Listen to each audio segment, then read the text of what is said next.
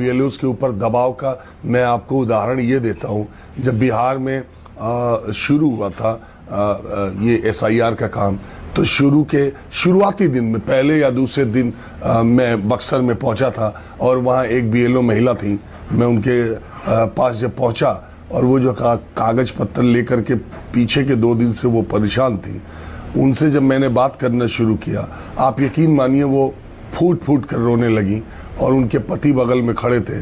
उन्होंने कहा कि सर हम ये नौकरी छोड़ देंगे, कितना पैसा ही मिलता है। वो आशा बहन या कुछ इस तरह का काम कर रही थी और उन्होंने कहा कि हम ये नौकरी छोड़ देंगे, हम मर जाएंगे, हमको इतना प्रेशर, इतना फ़ोन।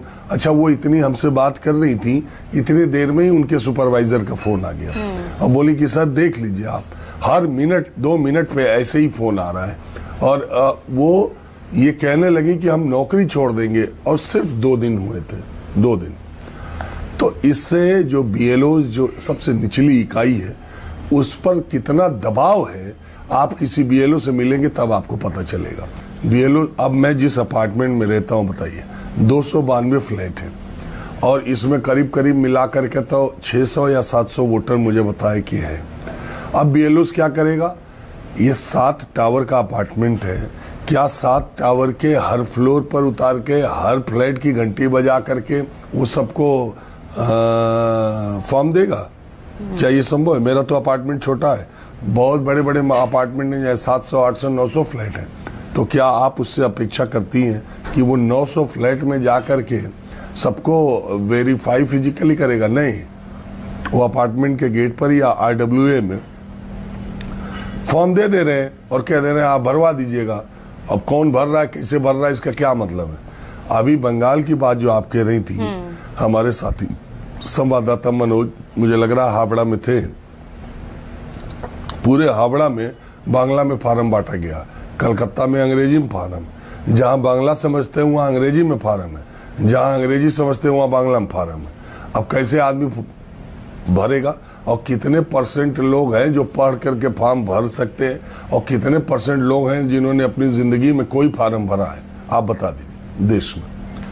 तो ये परेशानियां हैं और बीएलओस की परेशानी ये है कि उसको डिजिटली अपलोड करना है। अब मोबाइल फ़ोन में किसके कितना कम डेटा है, कितना नेट है, कहाँ मिल रहा है, कहाँ नहीं मिल रहा है।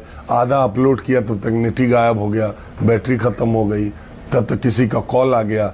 सारी बहुत ये सब प्रैक्टिकल प्रॉब्लम्स है जिसको इस देश में सिर्फ बीएलओ झेल रहा है। एक अकेली इकाई है, सारा तनाव, सारा दबाव बीएलओस पर है। हर आदमी का फ़ोन सीईसी से लेके केंद्रीय चुनाव आयुक्त से चीफ सेक्रेटरी से लेके डीएम से लेके एसडीएम से लेके बीडीओ एसडीओ से लेके हर आदमी का जो दबाव है वो चलते बीएलओ तक आ रहा है। तो बीएलओ के ऊपर दबाव तो रहेगा ही और है ही, इसमें कोई इनकार नहीं किया सकता। और इतने बड़े मुल्क में, इतनी बड़ी जनसंख्या में सब लोग तनाव एक जैसा सहने की स्थिति में नहीं है।